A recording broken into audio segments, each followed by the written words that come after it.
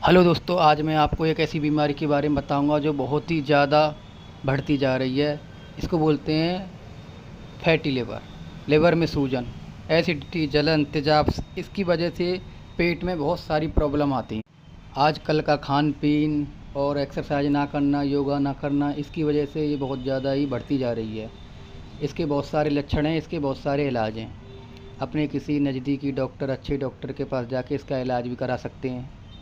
अगर नहीं तो मैं आपको एक अगली वीडियो में बताऊंगा इसकी कौन सी दवाई क्या काम करती है, कैसे काम करती है, कौन सी दवाई लेनी है, क्या करनी है।